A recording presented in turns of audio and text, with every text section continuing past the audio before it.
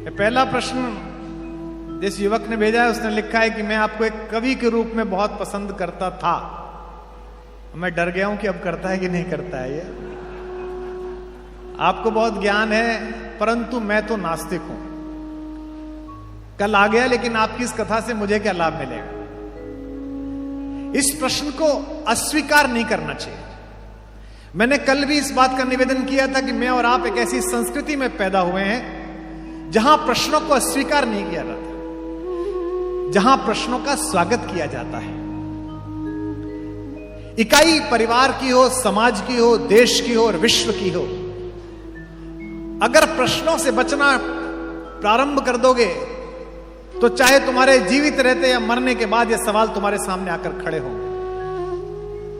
आजादी के जिन महानायकों ने उस समय प्रश्नों को संबोधित नहीं किया या हम उन्हें बहुत आदर देते रहे और हमारी हिम्मत नहीं हुई कि उनके सामने सवाल कर सकें, आज आजादी के 75 साल बाद एक 14 साल का 15 साल का युवा उन अनुपस्थित नायकों से सवाल पूछता है। शक्ति आने पर आदमी प्रश्नों से बचना प्रारंभ कर देता है। मैंने शक्तिहीन से शक्तिशाली हो जाने के दौर से गुजरते हुए बहुत सारे लोगों को बहुत पास से देखा है।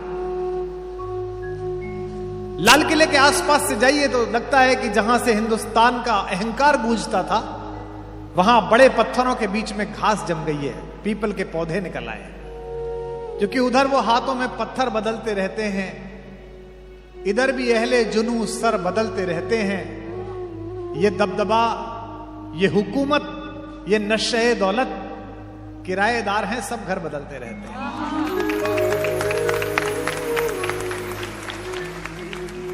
भगवान श्री कृष्ण के परिजनों को लेकर महाबली अर्जुन जो नर और नारायण के प्रतीक हैं, वे द्वारिका से हस्तिनापुर की तरफ आ रहे थे। मैं जहां रहता हूं, जहां मेरा खेत है, मैं गांव में रहता हूं, गाय पालता हूं, पोखर है, मछलियां हैं उसमें, खेत में दुनिया भर की चीजें हैं, सांप भी हैं। एक दिन मैं घूम रहा था, मैंने एक सांप का फोटो खींच के डाल दिया तो दिल्ली के एक पत्रकार ने पूछा ट्विटर पर कि आपके खेत में सांप भी है।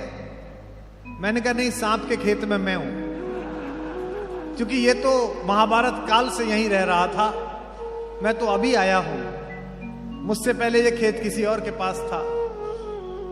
मेरे जाने के कुछ वर्षों बाद, न जाने कितने वर्षों के बाद ये कोई घूमने का स्मारक बनेगा, इसे मेरे परिजन बेच देंगे, मुझे नहीं पता।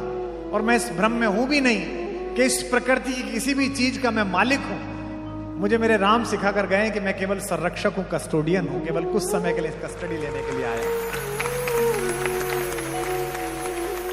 तो अर्जुन वहां से गुजर रहे थे। राजस्थान के मध्य मार्ग में भीलों की एक बड़ी बस्ती पड़ी। वे अर्जुन को पहचानते नहीं थे। उन्होंने भगवान श्री कृष्ण के परिजनों में से कुछ गोपिकाएं छुड़ा ली, उनसे सामान लूट कर ले गए। लोक कवि ने लिखा, भीलन लूटी गोपिका वही अर्जुन वही बाण। और ये अर्जुन कौन था? पिता में भीष्म को शरशैया पर जब प्यास लगी तो उनके अवचेतन मन की मूर्छा से एक शब्द निकला, जल। जल कहते ही सुयोधन, दुर्योधन ने अपने अनुचरों को आदेश दिया, अंदर से रत्नों से जड़ा हुआ एक सोने का कलश आया। कहा पिता में जल। पिता में ने आंख नहीं खोली। फिर मुंह से निकला जल। इस बार अन्य सेवक जल लेकर पहुंचे, पिता में ने आंख नहीं खोली। फिर उन्होंने कहा अर्जुन को बुलाओ। अर्जुन के सामने कहा गया कि दादा को, तात को प्यास लगी है।